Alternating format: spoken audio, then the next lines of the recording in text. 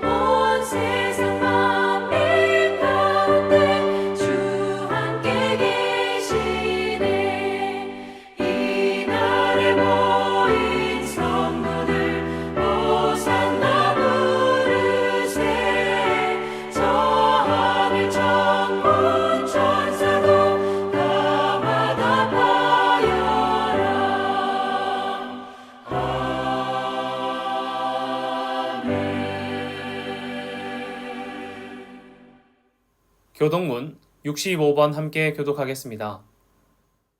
할렐루야. 새 노래로 여호와께 노래하며 성도의 모임 가운데서 찬양할지어다.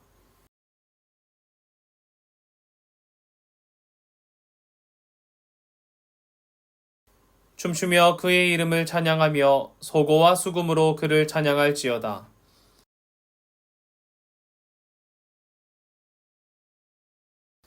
성도들은 영광 중에 즐거워하며 그들의 침상에서 기쁨으로 노래할지어다.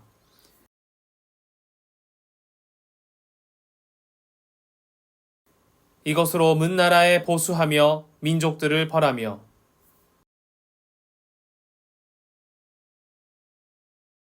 기록한 판결대로 그들에게 시행할지로다. 이런 영광은 그의 모든 성도에게 있도다. 할렐루야. 사도신경으로 우리의 신앙을 고백하겠습니다. 나는 전능하신 아버지 하나님, 천지의 창조주를 믿습니다. 나는 그의 유일하신 아들, 우리 주 예수 그리스도를 믿습니다.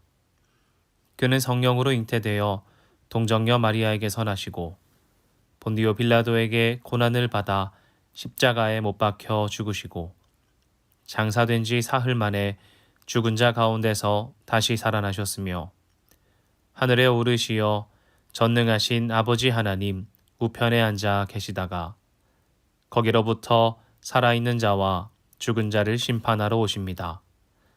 나는 성령을 믿으며 거룩한 공교회와 성도의 교제와 죄를 용서받는 것과 몸의 부활과 영생을 믿습니다. 아멘. 다 함께 찬송가 287장 찬양하겠습니다.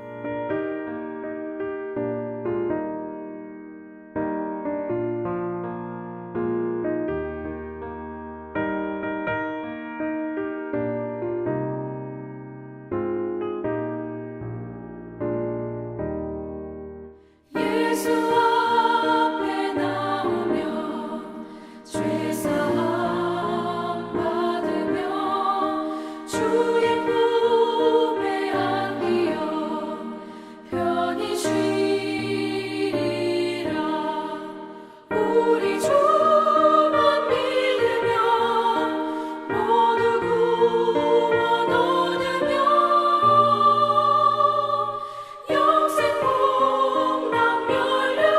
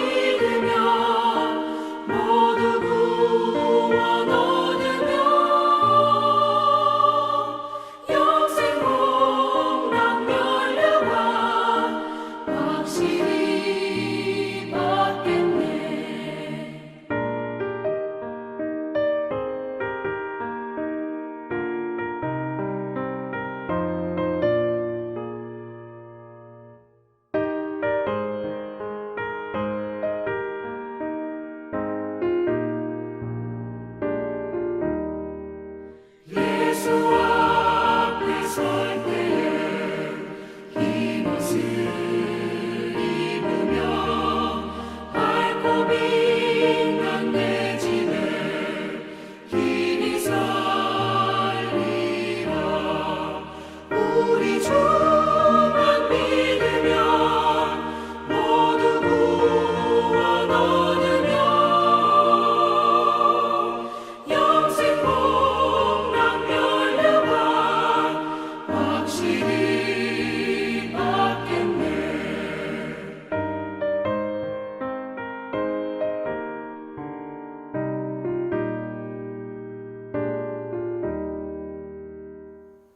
기도하겠습니다. 하나님, 이 시간 예배 가운데 나아온 첸나이 한인 장로교회 믿음의 성도들의 삶 가운데 하나님의 은혜를 더하여 주시옵소서. 한 주간 살았던 우리의 삶에 그리스도인답지 못하였고 주님 기뻐하시지 않을 만한 일들도 있습니다. 주님 앞에 진실된 마음으로 고백하오니 용서하여 주시고 우리의 남은 인생 그리스도인답게 하나님 사랑하는 사람처럼 살 수 있도록 우리 가운데 믿음과 용기를 더하여 주시옵소서.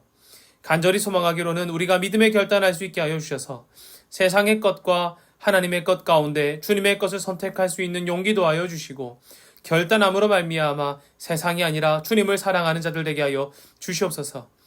이 시간 각자의 자리에서 예배하고 있는 자들이 있습니다. 그곳에서 신령과 진정으로 예배함으로 말미암아 하나님의 기쁨이 되는 예배드리게 하여 주시며 소망하기로는 하나님께서 그곳 가운데 임하여 주셔서 하나님의 풍성한 은혜로 채워 주시옵소서. 또한 함께 모일 수 있도록 우리 첸나이 한인장로교회를 이어 사용하여 주시고 하나님께서 이끌어 주심으로 말미암아 우리가 하나 될 수 있도록 하나님께서 도와주시옵소서. 하나님, 우리 공동체가 주님 가운데 살아가는 공동체 되게 하여 주시고 이 땅 가운데서 하나님의 씨앗을 심는 공동체 되도록 우리를 사용하여 주시옵소서. 공동체 가운데 헌신하는 자들이 있습니다. 각자의 자리에서 주님 주신 자리에서 주님 나라에 필요한 것들을 채워나가는 자들 가운데 복의 복을 더하여 주시고 능력을 더하여 주셔서 하나님 나라의 일꾼 될 수 있도록 주님 이끌어 주시옵소서. 소망하기로는 우리 첸나이 한인장로교회 모든 믿음의 성도들이 주님 주신 삶의 영역에서 그리스도인답게 삶으로 말미암아 이 땅 가운데 하나님 나라의 일꾼이 되고 하나님 나라를 선포할 수 있는 믿음의 하나님의 용사 될 수 있도록 주님 한 사람 한 사람 붙들어 주시옵소서. 이후에 있는 모든 일들도 하나님께 맡겨드립니다. 사랑합니다. 살아계신 예수님의 이름으로 기도합니다. 아멘. 함께 말씀 읽겠습니다. 오늘 본문은 여호수아 1장 1절부터 9절, 23장 6절부터 8절입니다. 여호와의 종 모세가 죽은 후에 여호와께서 모세의 수종자 눈의 아들 여호수아에게 말씀하여 이르시되 내 종 모세가 죽었으니 이제 너는 이 모든 백성과 더불어 일어나 이 요단을 건너 내가 그들 곧 이스라엘 자손에게 주는 그 땅으로 가라. 내가 모세에게 말한 바와 같이 너희 발바닥으로 밟는 곳은 모두 내가 너희에게 주었노니 곧 광야와 이 레바논에서부터 큰 강 유브라데 강까지 해쪽 속의 온 땅과 또 해지는 쪽 대해까지 너희의 영토가 되리라. 내 평생에 너를 능히 대적할 자가 없으리니 내가 모세와 함께 있었던 것 같이 너와 함께 있을 것임이니라. 내가 너를 떠나지 아니하며 버리지 아니하리니 강하고 담대하라. 너는 내가 그들의 조상에게 맹세하여 그들에게 주리라 한 땅을 이 백성에게 차지하게 하리라. 오직 강하고 극히 담대하여 나의 종 모세가 내게 명령한 그 율법을 다 지켜 행하고 우로나 좌로나 치우치지 말라. 그리하면 어디로 가든지 형통하리니 이 율법책을 내 입에서 떠나지 말게 하여 주야로 그것을 묵상하여 그 안에 기록된 대로 다 지켜 행하라. 그리하면 내 길이 평탄하게 될 것이며 내가 형통하리라. 내가 내게 명령한 것이 아니냐. 강하고 담대하라. 두려워하지 말며 놀라지 말라. 내가 어디로 가든지 내 하나님 여호와가 너와 함께 하느니라 하시니라. 그러므로 너희는 크게 힘써 모세의 율법책에 기록된 것을 다 지켜 행하라. 그것을 떠나 우로나 좌로나 치우치지 말라. 너희 중에 남아있는 이 민족들 중에 들어가지 말라. 그들의 신들의 이름을 부르지 말라. 그것들을 가리켜 맹세하지 말라. 또 그것을 섬겨서 그것들에게 절하지 말라. 오직 너희의 하나님 여호와께 가까이 하기를 오늘까지 행한 것 같이 하라. 아멘. 반갑습니다. 첸나이 한인장로교회 믿음의 성도 여러분, 여러분에게 힘이 되는 문구가 있습니까? 한때 우리나라를 휩쓸었던 문구들이 이런 게 있지요. 수고했어. 오늘도 내가 네 편이 되어줄게. 이런 말들 말입니다. 버스 정류장이나 지하철에 가면은 이런 문구들이 디자인되어서 게시되고는 했습니다. 기독교인들에게 힘이 되는 말씀을 한번 생각해 볼까요? 여러분에게도 아마 힘이 되는 말씀이 있을 것입니다. 힘이 되는 찬양도 있을 것이고요. 제가 군대에 있을 때 행군을 할 때면 매번 부르는 찬양이 있었어요. 아시다시피 제가 걷는 거 참 싫어하잖아요. 운동하는 것도 좋아하지 않고요. 그런데 행군은 40km를 가야 하니까 11시간씩 걷고 그러니까 너무 힘들었단 말이죠. 그때마다 이 찬양 불렀습니다. 아버지 아시나요? 자꾸 약해지는 날, 오 힘을 주세요. 흔들리는 내가 지쳐 쓰러지지 않게 이런 찬양을 하곤 했습니다. 근데 우리가 찬양하는 사람들이기도 하지만 무엇보다 우리 그리스도인들은 말씀에 힘을 얻는 사람들이죠. 그래서 인터넷에 힘이 되는 성경 구절이라고 검색했더니 정말 많이 나오더라고요. 블로그마다 10개, 15개, 30개 이렇게 많습니다. 그런데 그 중에 하나를 읽어보자면 이사야 41장 10절입니다. 두려워 말라 내가 너와 함께 함이니라. 놀라지 말라 나는 내 하나님이 됨이니라. 내가 너를 굳세게 하리라. 참으로 너를 도와주리라. 참으로 나의 의로운 오른손으로 너를 붙들리라. 아멘. 여러분 이런 말씀 들으면 어떻습니까? 힘이 생기고 용기가 생기고 내 마음의 의심도 사라지고 오직 우리 주 하나님을 신뢰하고픈 마음이 절로 생기지요. 이런 용기를 주는 말씀에 오늘 본문도 포함되곤 합니다. 검색해 보시면 오늘 본문이 포함된 자료들을 많이 찾아볼 수 있을 거예요. 구절이 특히 많이 들어가 있지만 제가 생각할 때에 3절부터 9절까지 어느 하나도 뺄 것이 없습니다.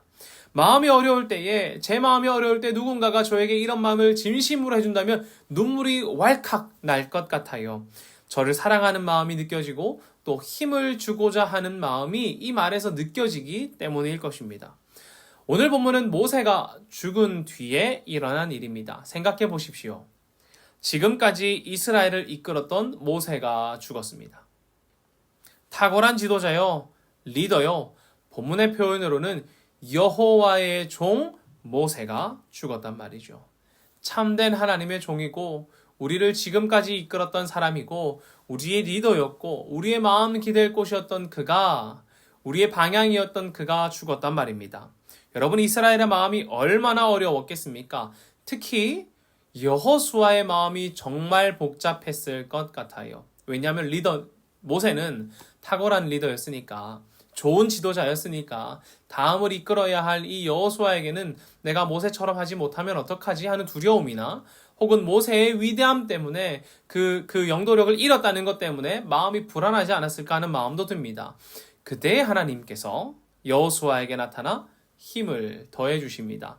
오늘 본문의 말씀 보시면은 5절부터 9절까지 있는데요. 제가 한번 읽어보겠습니다. 내 평생에 너를 능히 대적할 자가 없으리니 내가 모세와 함께 있었던 것 같이 너와 함께 있을 것임이니라. 내가 너를 떠나지 아니하며 버리지 아니하리니 강하고 담대하라. 너는 내가 그들의 조상에게 맹세하여 그들에게 주리라 한 땅을 이 백성에게 차지하게 하리라. 오직 강하고 극히 담대하여 나의 종 모세가 내게 명령한 그 율법을 다 지켜 행하고 우로나 좌로나 치우치지 말라. 그리하면 어디로 가든지 형통하리니 이 율법책을 내 입에서 떠나지 말게 하며 주야로 그것을 묵상하여 그 안에 기록된 대로 다 지켜 행하라. 그리하면 내 길이 평탄하게 될 것이며 내가 형통하리라. 내가 내게 명령한 것이 아니냐? 강하고 담대하라. 두려워하지 말며 놀라지 말라. 내가 어디로 가든지 내 하나님 여호와가 너와 함께 하느니라 하시니라. 아멘. 여러분 얼마나 마음에 큰 위로와 힘이 됩니까? 리더를 잃은 여호수아에게 하나님께서 말씀하시는 거예요. 너를 대적할 자가 없다고요. 내 평생에 너를 능히 대적할 자가 없다고요. 왜 대적할 자가 없을까요? 여호수아가 힘이 강해서요? 이스라엘이 싸움을 잘해서요? 아니죠. 무엇 때문입니까? 하나님께서 그들을 위해 싸워주실 것이기 때문입니다. 이렇게 말하죠. 내가 모세와 함께 있던 것 같이 너와 함께 있을 것임이니라. 아멘. 너를 능히 대적할 자가 없을 것인데 왜냐하면 내가 모세와 함께 있었던 것처럼 너와도 함께 있을 것이기 때문이야 라고 말하는 거예요. 모세에게 그리했던 것처럼 너와도 함께 있을 것이기 때문에 너를 대적할 자가 없다. 나는 너를 결코 떠나거나 버리지 않는다. 그러니 담대하라. 강하게 마음 먹으렴. 이렇게 하나님께서 여호수아를 격려하고 응원하고 있단 말입니다. 여러분이 이 위로와 격려를 받았다고 한번 생각해 보십시오. 여러분이 어려움 가운데 있는데 하나님께서 이렇게 말씀하시는 거예요. 걱정하지 마. 너를 능히 대적할 자가 없단다. 모세에게 했던 것처럼 내가 너와 함께 있을 거야. 담대하렴. 두려워하지 마렴. 나는 너를 결코 떠나거나 버리지 않으니 걱정하지 마. 라고 말한다고 생각해 보십시오. 이 말씀 하나하나가 위로가 돼요. 이 말씀 하나하나가 우리의 힘이 되고 큰 격려가 된단 말입니다. 넘어졌던 사람도 일어날 수 있을 만큼 용기를 얻을 것 같아요. 여러분, 그렇다면 하나님께서 왜 여호수아에게 이렇게 응원과 격려를 하고 계실까요? 2절입니다. 내 종 모세가 죽었으니 이제 너는 이 모든 백성과 더불어 일어나 이 요단을 건너 내가 그들 곧 이스라엘 자손에게 주는 그 땅으로 가라. 아멘. 넘어진 이스라엘과 함께 일어나 어디로요? 약속하신 그 땅으로 가게 하시기 위함입니다. 여호수아에게는 가야 할 길이 있습니다. 어떤 길입니까? 모세가 이끈 길. 하나님께서 약속하시고 주시기로 하신 그 땅을 향해 가야 할 목적지가 있다는 거예요. 한번 상상해 보십시오. 하나님께서 여호수아를 격려하시고 약속의 땅을 주시겠다고 하십니다. 걱정하지 마. 강하고 담대하렴.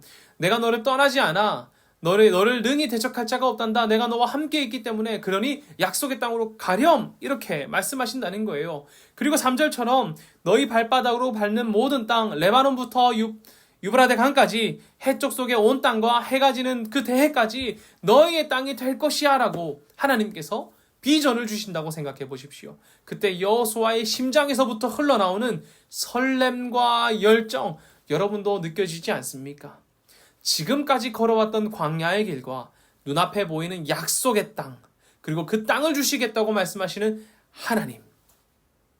여러분, 그 하나님의 말씀 앞에 이 여호수아의 마음이 어땠을까요?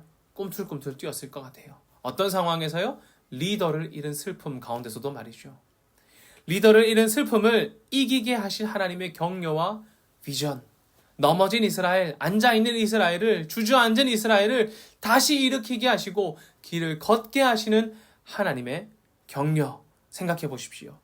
하나님은 여호수아와 이스라엘에게 임하셔서 선명한 사인을 주셨습니다. 그렇지요? 여러분의 삶에도 아마 이런 신앙의 사인이 있을 거라고 생각해요. 하나님의 임재와 여러분의 가슴부터 차오르는 신앙의 열정까지. 우리를 위로하신 하나님의 위로가 있을 수도 있고요. 또 여러분이 슬픔 가운데 있었다면 하나님의 위로하심으로 말미암아 슬픔을 이길 기쁨까지 주시는 하나님, 여러분 만나지 않으셨습니까? 여러분 그 순간 한번 떠올려 보십시오. 그때의 여러분의 마음은, 여러분은 어떤 결단을 하셨습니까? 여러분, 여호수아도 하나님께서 주신 이 말씀을 이스라엘에게 선포합니다. 그리고 선포된 이 말씀을 이스라엘이 함께 듣고 결단한단 말이죠. 그 말씀을 따르기로 말입니다. 마찬가지로 여러분도 어떤 신앙의 선명한 사인이나 신앙의 순간들을 경험하게 되었을 때 여러분의 마음이 뜨거워지고 하나님을 향해 엎드리며 결단하는 경우가 참 많습니다. 얼마 전에 제가 한 집회를 다녀왔는데 그때 선교에 대한 콜링이 있었어요. 많은 청년들이 인도자의 콜링을 따라 손을 들고 선교사가 되기로 결단하기로, 주님 부르시면 그곳으로 가겠다고, 주님께서 이끄신다면 그곳으로 가겠다고 결단하는 순간을 마주했습니다. 그때 이들이 어떤 결단했을까요? 방금 말씀드린 그 결단했겠지요. 주님 이끄시면 가겠습니다. 주님 부르시면 제가 그곳으로 가겠습니다. 어느 곳이라도 가겠습니다. 주님 뜻이라면 그 뜻대로 살겠습니다. 오늘 주신 이 신앙의 열정과 터질 듯한 감격 안에서 이들은 여호수아가 경험한 설렘과 격려를 누렸을 것입니다. 물론 이런 신앙의 순간이 전부인 것은 아니죠. 신앙의 모든 것은 아닙니다.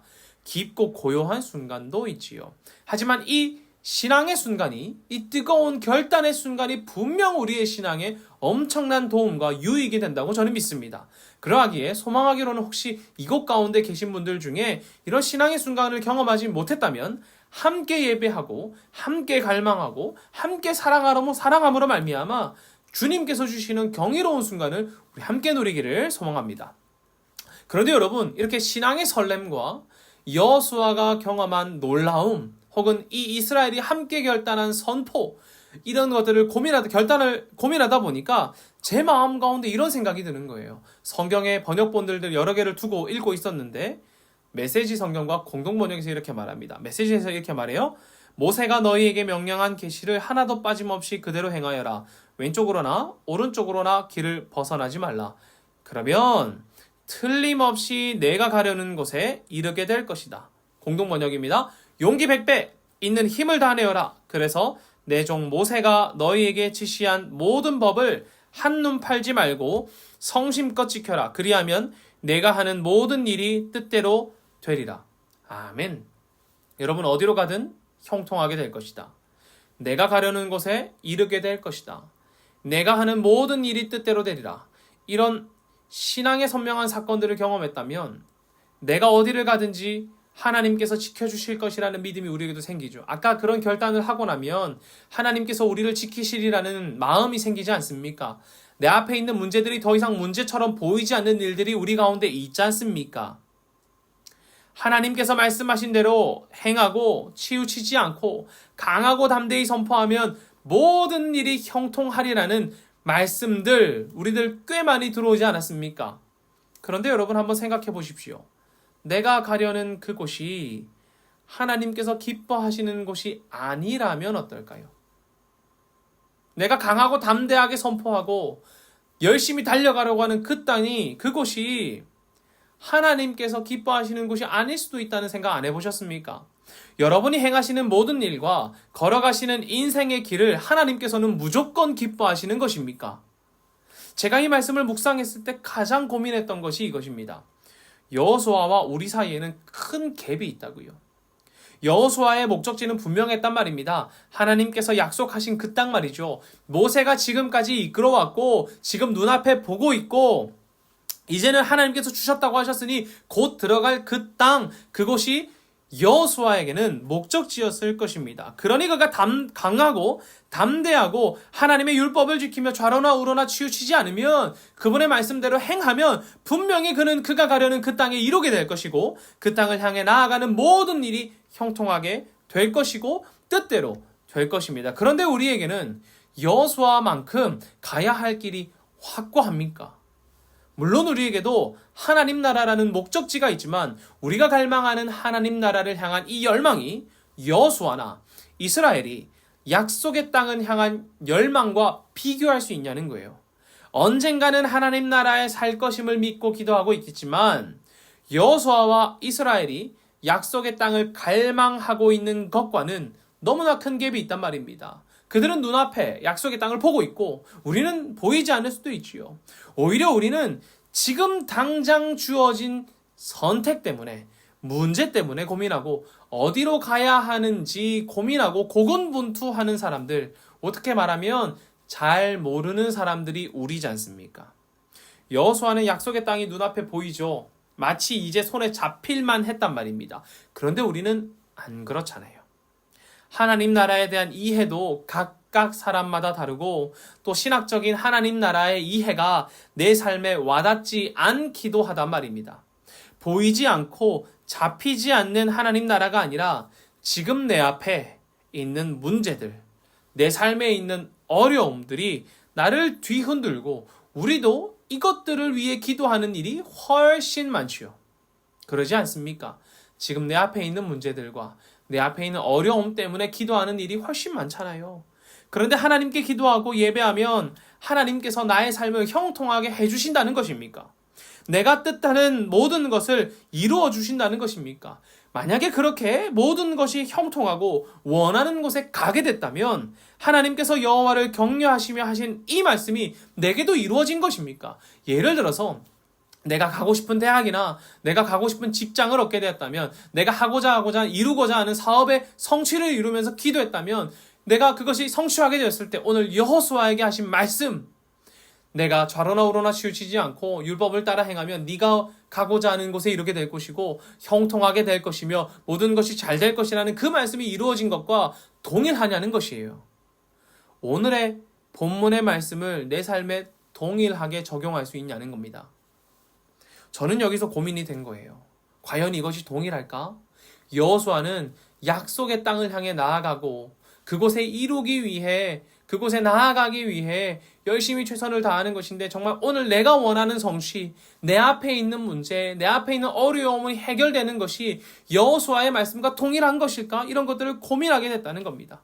그렇다면 어떻게 해야 될까요? 하나님께서 여호수아에게 하신 이 말씀을 내 삶에 바르게 이해하고 적용하기 위해, 내 삶에도 어떻게 동일하게 이루기 위해 어떻게 해야 되냐는 말입니다. 그리고 내린 결론이 아주 심플했어요. 그것은 바로 초심이라는 것입니다. 오늘 두 번째 본문을 보면 신앙이 흐릿해진 이스라엘을 향한 여호수아의 설교가 기록되어 있습니다. 신앙이 흐릿해진 이스라엘이라니요, 여러분 좀 이상하지 않습니까? 신앙이 흐릿해진 이스라엘. 여호수아와 이스라엘은 하나님 말씀을 따라 약속의 땅을 점령했습니다.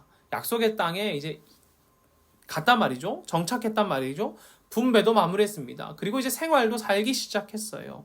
그 일은 분명 하나님의 역사하심이었고 하나님께서 이스라엘에게 하신 약속의 성취였습니다. 약속의 성취로 그 결과로 뭘 얻게 된 거예요? 땅을 얻게 되었단 말입니다. 그런데 이스라엘이 가나안에 정착하게 되다 보니 이제 그들의 문화도 알게 되고 그들의 신들도 접하게 되었어요. 이내 그들의 문화를 받아들이고 또 그들의 신들을 경배하는 일도 일어났습니다. 오늘 말씀을 한번 생각해 보십시오. 하나님은 그 땅을 주시기로 하셨고 그들에게 율법을 지켜 행할 것과 주야로 말씀을 묵상하며 주님의 명령을 따라 살아가라고 말했습니다. 그리고 그때에 너의 뜻이 이루게 되고 형통하게 될 것이라고 했지요. 하지만 막상 약속의 땅에 정착한 이스라엘은 그 선명했던 말씀의 순간을 잊고 선명했던 신앙의 순간들이 흐릿해져 초심을 잃었단 말입니다. 어떻게 해요? 율법을 지켜 행할 것을 하지 않고 주야로 말씀을 묵상해야 될 것을 하지 않고 무엇보다 어떤 거? 하나님을 사랑해야 되는데 하나님을 경배해야 되는데 이방의 신들을 경배하기 시작했단 말입니다. 신앙이 얼마나 흐릿해졌나요? 분명 나는 약속의 땅에 살고 있기 때문에 모든 것이 형통하고 하게 되었다고 생각하고 있었을 것이라고 저는 생각합니다. 우리가 이곳에 살고 있으니까 성취했으니까 나는 형통하게 되었고 이제 잘 모든 것이 내 뜻대로 되고 있다고 생각하지 않았을까요? 분명 잘 되고 있었으니까요. 잘 살고 있었으니까요. 그런데 여호수아의 눈에는 그러지 않았다는 겁니다. 그가 노년이 되었을 때 이 이스라엘을 돌아보니까 이스라엘은 참된 신앙이 회복되어야 한다는 것을 여호수아는 깨달았어요. 그래서 23장, 24장을 보면 모든 지도자들과 백성들을 한데 모아놓고 두 차례에 걸쳐서 설교하면서 오직 하나님만을 섬길 것과 그를 성실하게 그의 말씀을 따라 살 것을 가르칩니다. 우리가 살고 있는 이 땅 정복하게 하신 이도 하나님이시고 우리가 살고 있는 것도 주님의 은총이니 그분의 약속을 우리가 지켜야 한다고요. 하나님은 약속하셨고 약속을 지키셨는데 우리는 왜 약속을 지키지 않냐고요. 우리도 그 약속을 지켜야 한다고 여호수아가 이스라엘에게 선포하는 것입니다. 여러분, 여호수아가 이스라엘에게 회복을 바라면서 선포한 메시지가 무엇인 줄 아십니까? 23장 6절에서 9절입니다. 그러므로 너희는 크게 힘써 모세의 율법책에 기록된 것을 다 지켜 행하라. 그것을 떠나 우로나 좌로나 치우치지 말라. 너희 중에 남아있는 이 민족들 중에 들어가지 말라. 그들의 신들의 이름을 부르지 말라. 그것들을 가리켜 맹세하지 말라. 또 그것들을 섬겨서 그것들에게 절하지 말라. 오직 너희의 하나님 여호와께 가까이 하기를 오늘까지 행한 것 같이 하라. 아멘. 무엇입니까? 자신이 처음 받았던 말씀입니다. 초심은 첫 마음이죠. 그런데 저는 이렇게 말하고 싶어요. 초심은 첫 마음에 비추어서 나를 보는 것이라고요. 우리 초심 잃는다고 많이 하죠. 처음 내가 갖고 있었는데 잃었다고 말입니다. 근데 저는 이 잃는다는 것이 비추지 않았기 때문이라고 생각해요. 초심은 첫 마음에 비추어서 지금의 나를 계속 반사해서 보는 겁니다. 여호수아는 자신이 받은 첫 말씀에 비추어서 이스라엘을 보았어요. 그랬더니 이들에게 갱신이 필요하다는 거예요. 이들이 여호수아와 이스라엘에 받은 첫 말씀에 비추어서 우리의 삶을 비추어 보니 우리에게는 뭐가 어떻게 됐다는 거예요? 선명했던 하나님의 말씀이 흐려졌다는 거예요. 그러니 저는 이렇게 말하고 싶어요. 여러분에게 여호수아처럼 신앙의 선명함이, 신앙의 경험이 있었습니까? 그렇다고 할지라도 우리는 우리의 삶에 질문을 던져야 합니다.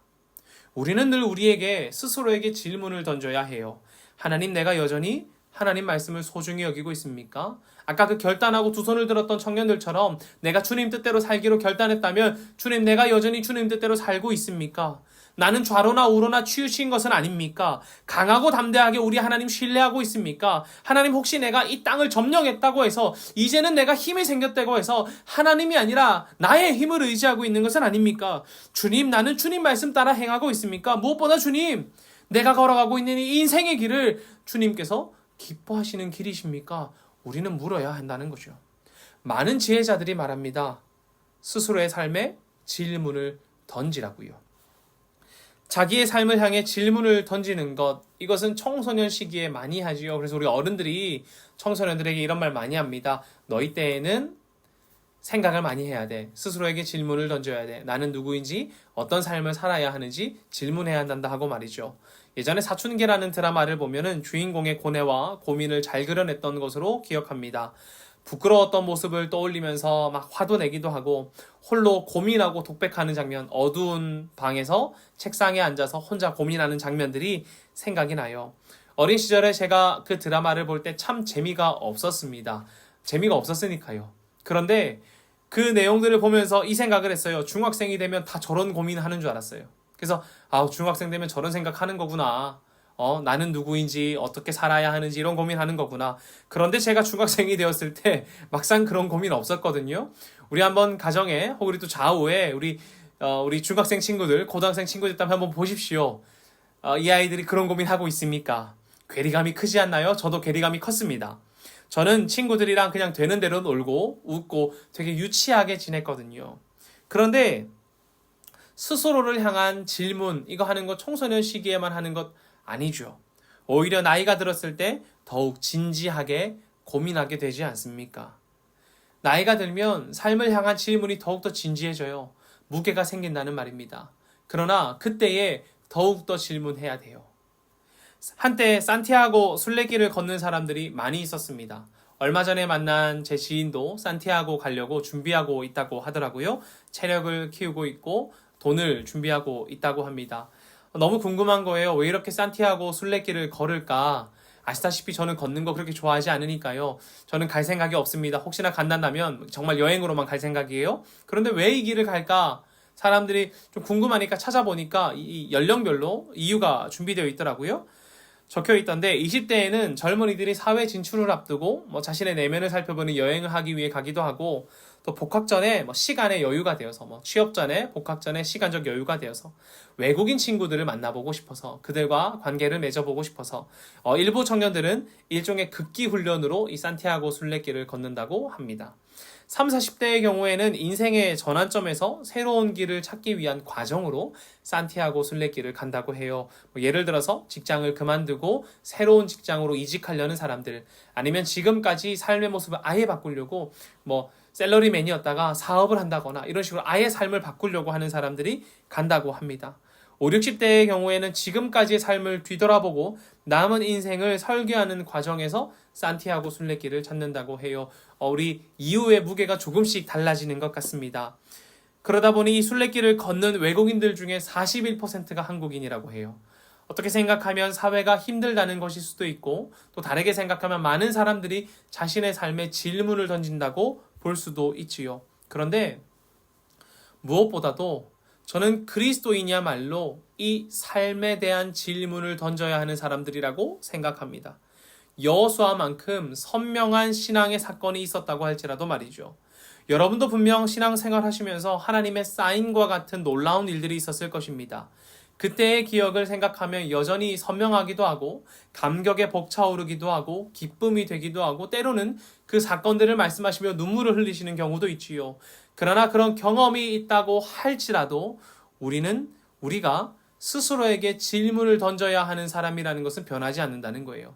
그때 선명했으니까, 그때 나에게 그런 일이 있었지, 그때 내 신앙이 참 행복했었지, 이것이 아니라 그 일이 있었기 때문에 우리는 오히려 더욱더 우리의 삶에 질문을 던져야 한다는 것입니다. 그때 내가 선포하고, 그때 내가 결단하고, 그때 내가 주님 앞에 있었지가 아니라 그때 선포했던 대로 나는 삶을 살고 있는가? 지금의 나는 그때의 모습과 얼마나 달라졌는가? 그때의 나는, 지금의 나는 그때의 선명함에 비해 얼마나 흐릿해졌는가? 우리는 질문을 던져야 한다는 것입니다. 왜요? 이 질문을 던질 때에 우리의 삶의 방향이 놓치지 않고 올바르게 갈 수 있기 때문이에요. 여러분 생각해 보십시오. 강하고 담대하게 가고 있는데 그 길이 어딘지 모른다면, 어딘지 모른 채 달려가고 있다면, 내가 어딘지 모른 채 달려가면서 이 길을 따라 걸으면 하나님께서 나를 지켜주시고 나를 위해 싸워주시고 모든 일이 형통하게 될 것이라고 믿는다면 그것은 방종이며 하나님에 대한 오해일 뿐입니다. 달려가는 것에 가장 중요한 것이 무엇이에요? 방향이지요. 방향이란 말입니다. 방향이야말로 우리가 가야 하는 가장 중요한 것이에요. 여호수아가 노년이 되었을 때 자신의 초심에 비추어서 이스라엘을 보았습니다. 그랬더니 어때요? 방향이 틀어졌다는 거예요. 그러니 이들에게 다시 내가 받은 첫 그 마음을 선포하는 겁니다. 이 삶에 비추어서, 이 신앙의 선명함에 비추어서 우리의 삶을 비추어 보라고요. 그러니 맞지 않다는 것을 발견하게 되는 것 아닙니까? 달려가는 것에 가장 중요한 것은 어디를 향해 나아가고 있느냐입니다. 그리스도인이신 여러분, 우리가 방향을 잃으면 어떻게 되겠습니까? 그리스도인이신 여러분, 우리가 방향을 잃는다면 어떻게 해야 하겠습니까? 우리는 방향을 물어 주님을 향한 길로 나아가야 합니다. 하나님, 내가 이 길이 하나님의 길인지 하나님의 방향인지 모르지만 강하고 담대히 나아갑니다. 모든 일 형통하게 해주세요. 이게 아니지 않습니까? 내 일이 잘 되어 간다면, 내 삶이 잘 되어 간다면 하나님 형통하게 해주고 있구나, 내가 강하고 담대하게 주님 믿고 있구나, 이렇게 생각하는 것 아니잖아요. 그럴 때에도 나는 초심에 비추어서, 내가 받은 신앙의 선명함에 비추어서 잘 되고 있을 그때에도, 가나안의 약속의 땅에 살고 있을 그때에도 자신을 비추어 보아야 한단 말입니다. 하나님께 우리는 방향을 물어 주님을 향한 길로 나아가야 합니다. 그리고 오직 우리의 주님이야말로 우리가 가야 하는 목적이며 우리의 길이며 우리가 나아가야 할 그 길입니다. 다른 것 아니라요. 사랑하는 첸나이 한인장로교회 믿음의 성도 여러분, 여러분에게 믿음의 확신과 신앙의 선명함이 있습니까? 그렇다면 날마다 우리의 삶을 비추어 보십시오. 나는 무엇을 위해 말씀을 따라 살고, 무엇을 위해 예배하고, 무엇 때문에 오늘 이 자리에 있는지, 무엇을 위해 열심을 내는지 돌아보십시오. 소망하기로는 우리를 만드시고 이끄시며 구원하시는 주님을 사랑하기에 그분의 말씀을 따라 살고 오직 주님만을 예배하며 주를 위해 오늘 이 자리에 있고 사랑하는 우리 하나님을 위해 열심을 내시는 여러분들 되셔서 초심의 마음을 잃지 않고 주님 앞에 나아가시는 여러분, 주님 앞에 나아갈 그때까지 나의 삶을 신앙의 선명함에 비추어서 올바른 길만 걸어가시는 여러분들 되시기를 간절히 소망합니다. 기도하겠습니다. 하나님, 이 시간 여호수아의 이야기를 들었습니다. 모세를 잃고 슬픔 가운데 빠져있는 이스라엘에게 하나님은 응원하시고 격려하시고 그들이 나아갈 길을 보여주셨습니다. 약속의 땅을 점령하고 정착하고 노년이 된 여호수아가 이스라엘을 뒤돌아보았을 때 그가 받았던 선명함에 비해 흐릿해진 이스라엘을 발견했습니다. 하나님, 혹시 우리가 흐릿해진 채 열심을 내어 달려가고 있는 사람들은 아닙니까? 우리가 걸어가야 할 길과 우리가 지켜야 할 것과 우리가 지키며 살아가야 할 것들을 놓쳐버린 채 그저 강하고 담대히 살아가고 있는 사람들은 아닙니까? 그렇다면 하나님, 우리에게 우리가 주님을 만났던 순간들을 비춰보게 하시고 우리가 주님 앞에 결단했던 순간들을 떠올리게 하셔서 지금의 나의 삶을 주님 주셨던 그 선명함의, 신앙의 선명함의 비춤으로 말미암아 나의 삶의 길을 발견하고 강하고 담대하게 오직 주님을 향해 나아가고 세상의 것 아니라 오직 주님께만 나의 삶을 드리며 인생의 길을 나아가는 우리 되도록 하나님, 오늘 첸나이 한인장로교회 모든 믿음의 성도들의 삶 가운데 임하여 주시옵소서.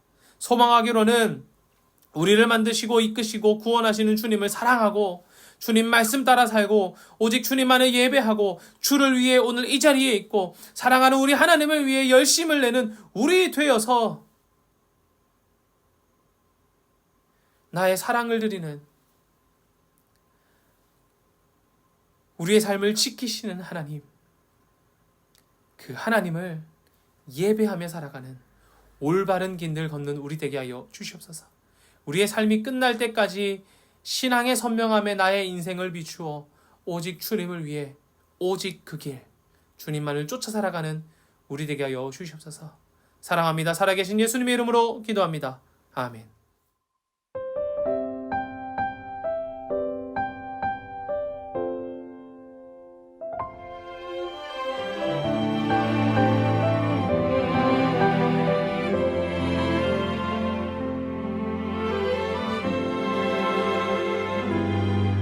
내가 누려왔던 모든 것들이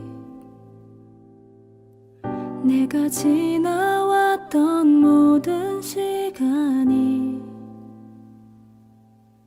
내가 걸어왔던 모든 순간이 당연한 것 아니라 은혜였어. 아침 해가 뜨고 저녁에 노을 봄의 꽃향기와 가을의 열매 변하는 계절의 모든 순간이 당연한 것 아니라 은혜였어. 모든 것이 은혜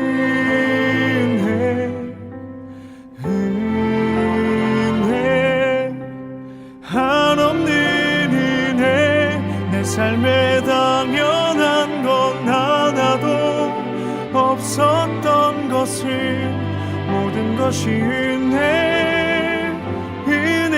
은혜였어.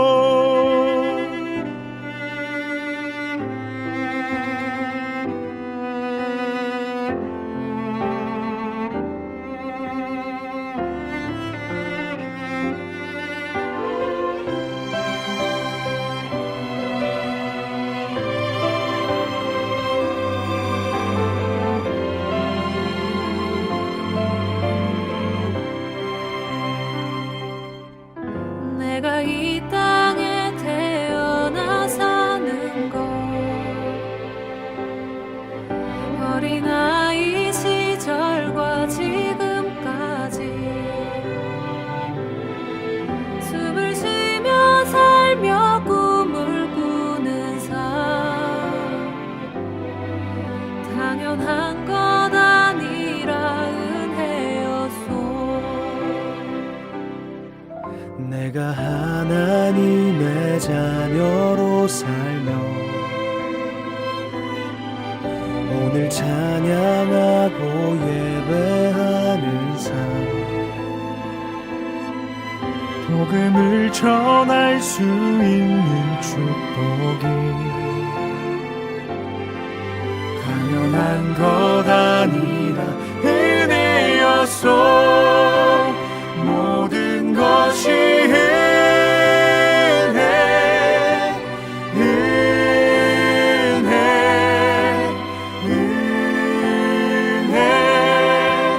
한없는 은혜 내 삶에 당연한 건 하나도 없었던 것을 모든 것이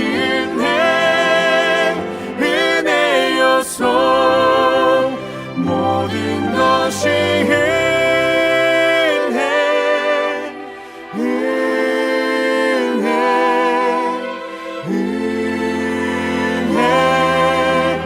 한없는 은혜 내 삶에 당연한 건 하나도 없었던 것을 모든 것이 은혜였어. 모든 것이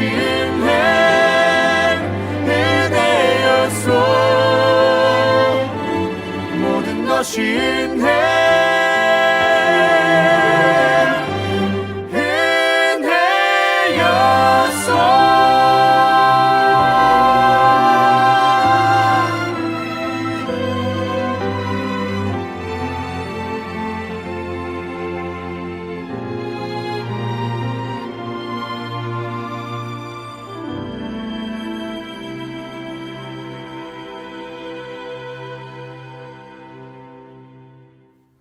봉헌기도 하겠습니다. 하나님, 주님 주신 것의 일부를 떼어 하나님께 돌려드립니다. 우리의 돌려드림으로 말미암아 하나님 기뻐하시는 그곳 가운데 이 물질들이 사용되어지게 하시고, 우리가 이 물질들을 드릴 때에 우리의 원과 비전 또한 주님 드렸사오니 하나님의 따에 하나님의 방식으로 성취하여 주시옵소서. 고군분투하고 열심히 땀을 흘려 주님 주신 것을 이룩하였습니다. 하나님, 우리가 가진 모든 것이 주님 것임을 잊지 않게 하여 주시고, 약속의 땅을 점령한 것도 주님의 은혜였고 주님께서 주시겠다고 약속하셨고 성취하셨기에 우리가 얻은 것임을 절대 잊지 않고 우리의 삶을 이끌어 나가시는 하나님을 붙잡고 살아가는 첸나이 한인장로교회 믿음의 성도들 되게 하여 주시옵소서. 이 모든 말씀 살아계신 예수님의 이름으로 기도하옵고, 지금은 우리를 구원하신 예수 그리스도의 은혜와 아버지 하나님의 충만하신 사랑과 성령님의 교통하심이 신앙의 선명한 순간들에 비추어 나의 삶을 돌아보고 나의 삶에 늘 질문 던지며 옳은 길과 주님 약속하신 그 길을 향해 나아가기로, 강하고 담대하게 우리의 목적지를 향해 나아가기로 결단하는 첸나이 한인장로교회 모든 믿음의 성도들과 그들의 가정과 생업 가운데, 해외 곳곳에 있는 믿음의 백성들 가운데 이제로부터 영원히 함께 하시기를 간절히 축원하옵나이다. 아멘.